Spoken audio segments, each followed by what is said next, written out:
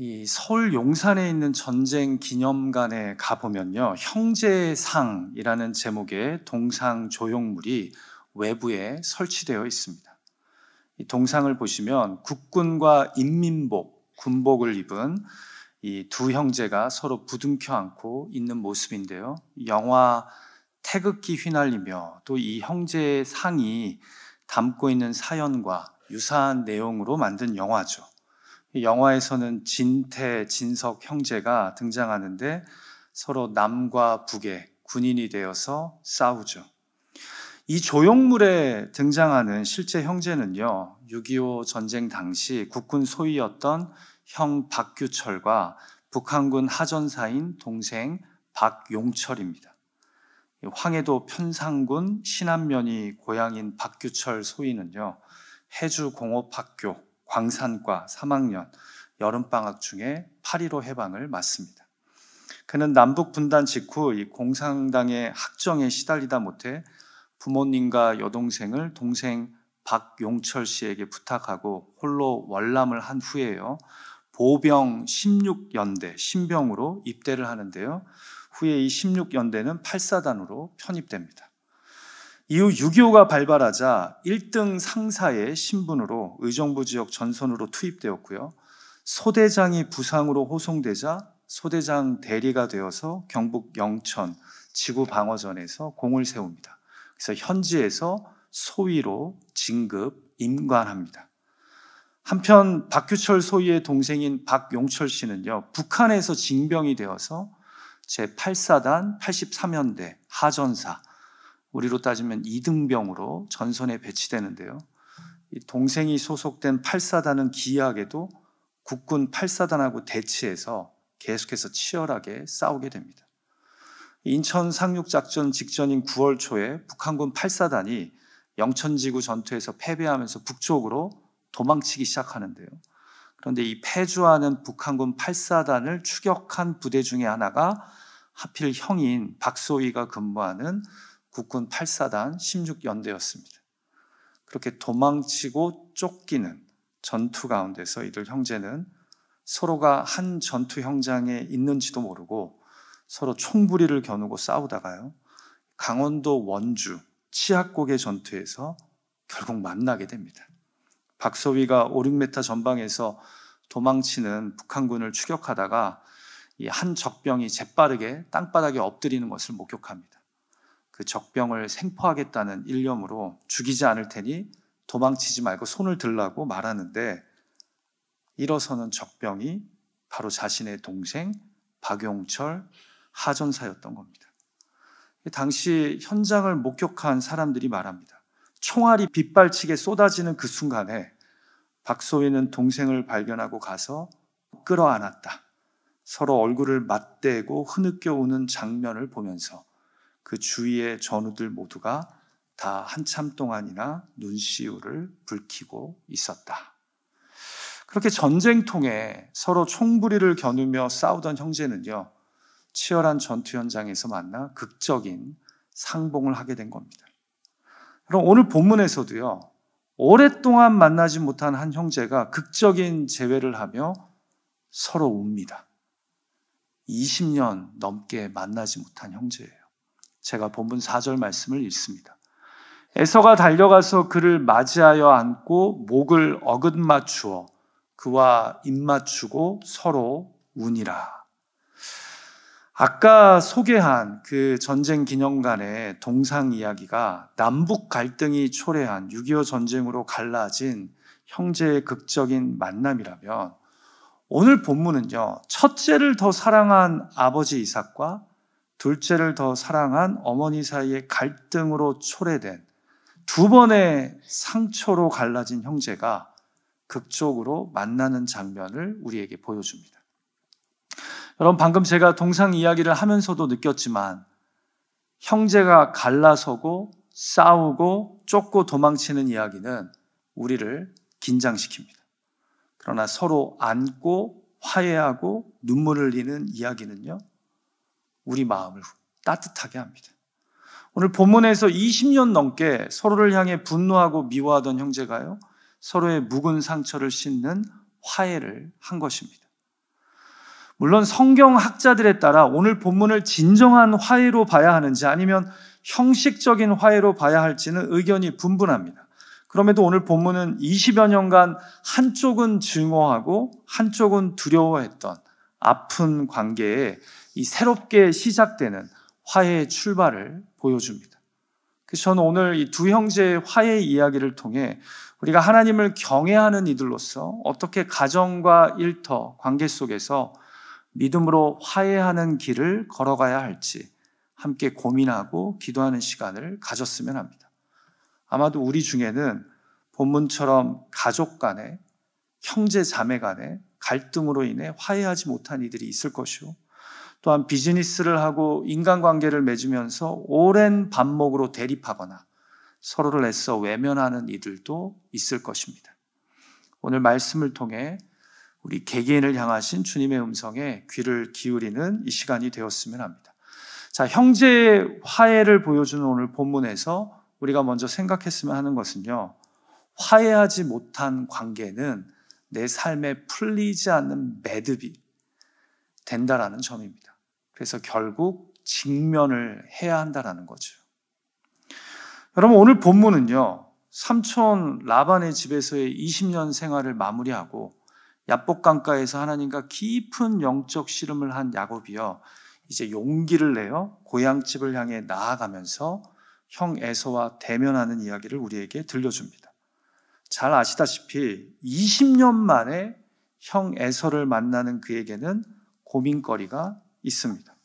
그게 뭡니까? 바로 틀어진 형 에서와의 관계입니다. 지난 20년 동안 그도 형도 이 엉켜버린 관계를 풀려고 별로 노력하지 않았습니다. 그렇다고 그 관계가 그냥 잊혀진 것도 아닙니다. 그런데 이제 막상 고향으로 돌아가려고 하니 이 쓰라린 관계의 현실 앞에 다시 서게 된 겁니다. 사랑하는 기도자 여러분, 관계의 문제는요, 그렇게 쉽게 잊혀지지 않습니다. 얼굴 안 본다고 지나가는 것도 아닙니다. 한동안 얼굴 안 보면 사라진 것 같은데 사실은 내 마음 한켠에 그대로 묵혀두고 있는 것이죠. 그래서 다시 보는 순간 옛 기억이 저절로 떠올려집니다. 그래서 막상 형을 보려고 하니 이 풀리지 않은 엉킨 관계가 다시 그의 마음을 괴롭고 두렵게 만드는 겁니다. 그래서 창세기 32장은 그가 고향으로의 귀환을 결정하자마자 제일 먼저 염려한 것이 형 에서와의 관계였음을 우리에게 보여줍니다. 보십시오. 그가 출발을 하자마자 제일 먼저 한 것은 바로 앞서서 사자들을 보내 자신이 가진 소와 낙이 양떼로 형의 마음을 사려고 합니다. 자, 그런데 돌아온 사자에게서 어떤 이야기가 들려요? 같이 창세기 32장 6절과 7절 말씀 읽어볼까요? 시작. 사자들이 야곱에게 돌아와 이르되 우리가 주인의 형 에서에게 이른즉 그가 400명을 거느리고 주인을 만나려고 오더이다. 야곱이 심히 두렵고 답답하여. 여러분, 다시 고대 근동 지역의 문화를 좀 생각해 볼 필요가 있어요. 고대 근동 지방 문화에서 400명의 군사는요, 결코 적은 숫자가 아닙니다. 고향으로 돌아오는 동생을 맞이하기 위해 나오는 군대의 숫자로는 꽤 많은 숫자죠. 그래서 야곱이 심히 두렵고 답답했던 겁니다. 400명이 온다는 얘기를 딱 듣는 순간 형이 자신과 화해할 마음이 없다는 생각을 충분히 가질 수 있었다라는 거죠. 잊고 싶었던 관계가, 묵혀두었던 관계가, 다시는 신경 쓰고 싶지 않았던 엉킨 관계가 결국은 다시 그의 삶에 찾아와서 숙제거리가, 고민거리가 된 겁니다. 비록 약복 강가에서의 이 하나님과의 영적 씨름으로 인해 하나님의 함께하심과 복주심을 약속받았지만, 그래서 결국은 고향을 향한 길을 다시 떠났지만 형의 이 400명의 장정이 함께 다가오고 있다는 이야기는 그의 마음을 심히 두렵고 떨리게 만든 겁니다. 자, 그리고 이제 오늘 본문에서 자기 눈앞에 400명의 장정들이 보입니다. 그리고 그 순간 우리는 다시 인간적인 야곱의 모습을 보게 됩니다. 이 약복 강가에 은혜가 있어도 그는 여전히 자기 방어적인 꾀와 술수가 몸에 깊이 배어 있던 사람입니다. 그래서 어떻게 해요? 자신이 좋아하는 순서대로 세웁니다. 2절을 보니까 먼저는 두 여종과 그 사이에 난 자녀들을, 그 다음은 레아, 그리고는 맨 마지막에 라헬과 요셉을 세웁니다. 좋아하는 사람들 순으로 뒤쪽에다가 포진시킨 거예요. 그럼에도 그에게는 여전히 약복강가에 은혜가 있습니다. 그래서 놀랍게도 자신이 이번에는 맨 앞에 섭니다. 같이 본문 3절 말씀을 읽어볼까요? 시작. 자기는 그들 앞에서 나아가되 몸을 7번 땅에 굽히며 그의 형 에서에게 가까이 가니. 여러분, 약복 강가에서의 씨름 전에는요, 가족들을 전면에 두고 자신이 맨 뒤에 있으려고 했던 게 야곱이었습니다. 그런데 하나님과 영적 씨름을 하고 두 손 두 발 들고 항복을 하고 나니 이제는 자신이 가족들 맨 앞에 서서 직면하고 싶지 않았던 형을 맞이합니다. 더불어 꼬인 관계를 풀기 위해서 그가 7번 땅에 몸을 굽히며 인사합니다. 여러분, 완전수인 7번 땅에 굽히며 인사했다는 것은 완전한 존경을 뜻합니다. 이는 마치 제국의 왕을 아련하는 속국의 왕이나 신하들에게서나 볼 수 있는 모습입니다. 교만하지 않고 겸손하게 죄를 지은 사람으로서 형을 직면하며 자신이 잘못한 사람임을 인정하면서 나아갔다라는 거죠. 사랑하는 기도자 여러분, 저는 여기서 이런 묵상을 하게 됩니다. 꼬이고 엉킨 관계가 더 이상 내 눈에 보이지 않는다고 해결된 것은 아닙니다. 언젠가는 다시 마주치게 되고 그래서 풀리지 않는 내 인생의 걸림돌이 되죠. 결국 그리스도인은요, 주님을 힘입어서 엉킨 관계를 회피하기보다는 직면해야 합니다. 잘못했으면 진심으로 용서를 구하고 상처를 받았으면 진심으로 다시 대면해서 용서의 기회를 줘야 합니다. 여러분, 저는 목회 현장에서 용서하지 못한, 화해하지 못한 가족 간의 관계로 마음 아파하는 분들을 볼 때가 있습니다. 물론 계속해서 아파하지는 않습니다. 그런데 잊을 때쯤 되면 다시 생각나면서 마음을 쓰리게 합니다. 그 대상이 자녀나 부모님일 수도 있고요. 또 어떤 이에게는 형제 자매간일 수도 있습니다. 겉으로는 아무렇지 않은 척, 별 문제 없는 관계인 척하지만 마치 20년 된 에서와 야곱의 관계처럼 풀리지 않아서 서로 괴롭습니다. 안 보면 좀 낫겠는데 가족이라 아예 그렇게 할 수도 없습니다. 그래서 꼬이고 엉킨 관계는 결국은 풀어야 합니다. 사랑하는 기도자 여러분, 증오와 미움은 어떻게 보면 나를 과거에 묻겠다는 결정이고 화해와 용서는 내가 미래로 가겠다는 의지입니다. 언제까지 풀리지 않는 매듭을, 그 상처와 괴로움을 그대로 놔두겠습니까? 한때 고슴도치처럼 어리석어서 자신을 보호하겠다고, 내가 좀 더 잘 나가야겠다고 가족이나 친구에게 내뱉은 가시와 같은 말과 행동, 그 상처의 흔적을 그대로 내버려 두시겠습니까? 어떤 이들은 내가 세상 떠날 때 용서하고 사과하면 되지 않냐고 말합니다. 그런데 왜 굳이 마지막 때까지 기다려야 합니까? 그렇게 미루고 기다리는 사람치고 또 떠날 때 하고 떠나지도 않을 때가 더 많습니다. 우리가 언제 갑자기 떠날지 모르잖아요. 왜 나를 괴롭게 하는 그 관계, 신경 쓰이게 만드는 그 가족 간의 오해를, 친구 간의 앙금을, 교인 간의 섭섭함을 그대로 내버려 두며 아무렇지 않은 듯 살아야 합니까? 언젠가는 주님이 주시는 마음으로, 용기로 직면해야 할 때가 옵니다. 그때 피하지 말고 풀어야 합니다. 그때까지는 기다려야겠죠. 야곱은 삼촌 라반의 집에 있을 때 솔직히 형 에서를 잊고 살았을 겁니다. 그의 삶 자체도 힘들었고 가족을 꾸려야 하는 가장이었으니까요. 그런데 결국 하나님은 그로 풀리지 않은 매듭을 직면하게 하십니다. 그래서 풀어버리게 하십니다. 관계가 풀려야 엉킨 내 삶도 풀리기 때문입니다. 오래전에 한 권사님이요, 새벽 기도회 때 종종 저에게 찾아와서 눈물로 기도 제목을 나눴던 적이 있습니다. 이 권사님의 변치 않는 기도의 제목은 딱 하나였습니다. 바로 가족의 화목이었습니다. 딸과 아들이 서로 사이가 너무 안 좋아서 싸우고, 또 이 두 자녀가 아버지와의 관계에 상처가 깊어서 서로 대화하지 않는데, 자기 소원은 천국 가기 전에 자녀들이 화목해지고 두 자녀가 아버지와 화해하는 것이랍니다. 그렇게 새벽 기도 때마다 종종 제가 앉아있는 앞자리로 찾아와서 목사님, 저희 가정 위해서 기도해 주십시오 하면서 매번 똑같은 이 기도 제목을 나눴습니다. 그런데 그렇게 자기가 화해하도록 권유하고 자리를 마련해도 두 자녀의 상처가 너무 커서 아버지와도 풀지 않고 또 자기들끼리도 화해하지 않는다라는 거죠. 그래서 그게 너무나 마음이 아프고 속상하셨던 권사님이셨습니다. 제가 그때 그 권사님의 눈물을 보면서요, 깨달은 것이 하나 있습니다.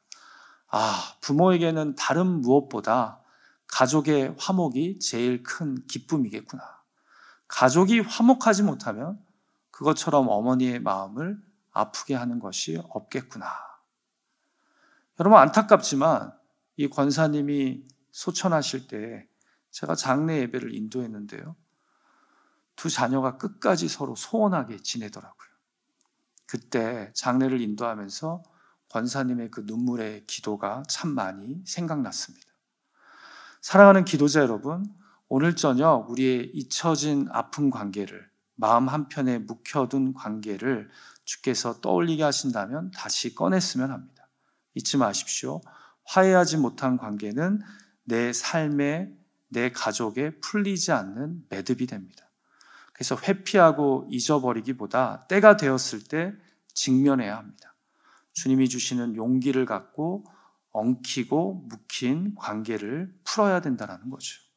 자, 마지막 두 번째로 우리가 오늘 본문에서 깨닫게 되는 것은요, 하나님의 얼굴을 본 사람이 결국 서로의 얼굴을 보게 된다는 점입니다.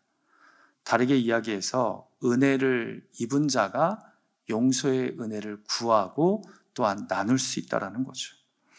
여러분, 우리가 오늘 말씀을 보면서요, 좀 흥미로운 점을 발견하게 되는데요. 그건 바로 야곱과 에서의 화해의 이야기를 담은 창세기 32장과 33장의 말씀 중간에 야복 나루에서 하나님과 씨름하며 결국 하나님의 얼굴을 본 야곱의 이야기가 등장한다는 점입니다. 그래서 구약 학자들 중에 적지 않은 학자들이요, 이 두 이야기의 긴밀한 연관성을 주장합니다. 무슨 말이냐면, 야복 강가에서 야곱이 하나님과 씨름을 하며 그분의 얼굴을 본 다음에 결국 야곱이 용기를 내어 형 에서의 얼굴을 보게 되었다는 점이죠.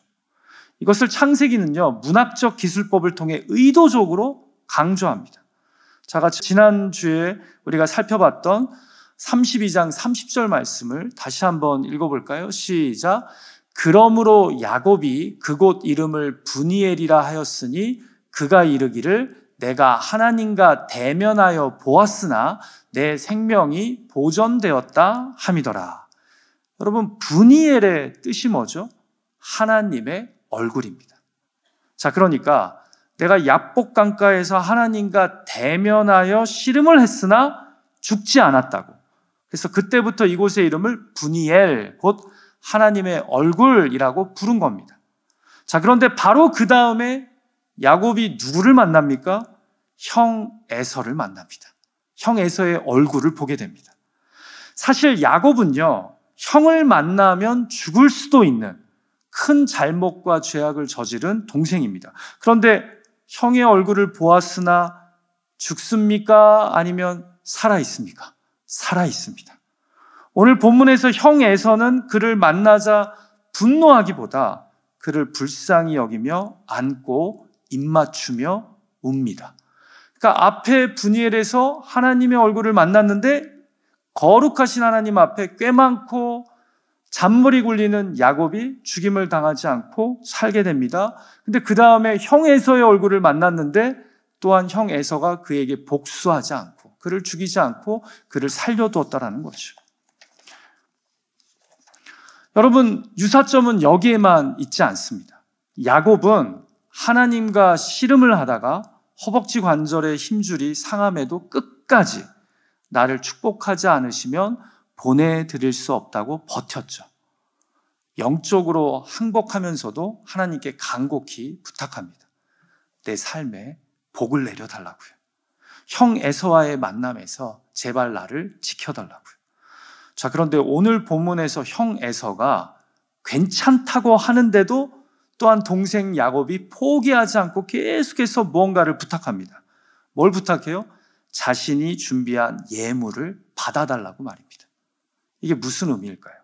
곧 나의 잘못을 인정하고 참회하는 마음으로 준비한 이 선물을 받아줌으로 나를 제발 용서해달라는 겁니다. 이해가 되세요? 이 두 이야기 사이에 문학적인 기술법상 의도적인 공통점이 있다는 거예요. 자, 같이 본문 10절 말씀 읽어볼까요? 형 에서가 괜찮다고 예물을 정중하게 거절하자 동생 야곱이 한 말입니다. 같이 읽죠. 시작. 야곱이 이르되 그렇지 아니하니이다. 내가 형님의 눈앞에서 은혜를 입었사오면 청하건대 내 손에서 이 예물을 받으소서. 내가 형님의 얼굴을 배운즉 하나님의 얼굴을 본 것 같사오며 형님도 나를 기뻐하심이니이다. 여러분, 저는 오늘 본문에서 이 10절 말씀이 제일 중요하다고 봅니다.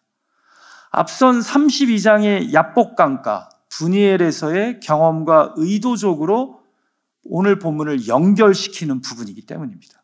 보십시오. 청하건대라는 말을 10절과 11절에서 연달아 두 번이나 하면서 제발 좀 받아달랍니다. 나에게 은혜를 베푸셨으면. 여기서 이 은혜는 뭐예요? 용서해 주셨다면 내 이 준비한 선물을 받아달라는 거예요.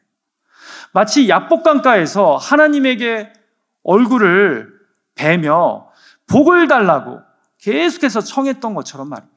내가 이제 곧 형 에서를 만나게 되는데 나에게 은혜를 베풀어 달라고 요청했던 것처럼 말입니다. 자, 그리고 결국 오늘 본문 11절에서 형 에서가 동생 야곱이 준비한 선물을 받습니다. 이것으로 화해가 성립된 겁니다. 이해가 되세요? 하나님의 얼굴을 보고 나서 그가 형 에서의 얼굴을 볼 수 있게 됩니다. 다르게 이야기하자면 하나님의 은혜와 사랑을 경험한 후에 그가 형 에서의 얼굴을 볼 용기를 얻었다라는 겁니다. 본문에서 얼굴을 봤다는 것은 은혜 입은 것을 의미하기 때문입니다. 한마디로 하나님의 은혜를 받은 사람이 또한 서로에게 은혜를 베풀 수 있는 것입니다. 얼굴을 보고도 죽지 않는 하나님의 은혜를 경험한 사람이 서로에게 은혜를 구하고 서로를 용서할 수 있는 그런 특별한 경험을 하게 된다는 거죠. 지금 본문은 하나님의 얼굴, 곧 은혜를 입은 자가 서로의 얼굴을 보며 은혜를, 용서를 주고받을 수 있음을 말씀하고 있는 겁니다. 여러분, 이것을 신약 시대를 지나온 우리들의 시대에 적용한다면 어떤 의미가 있는 것일까요?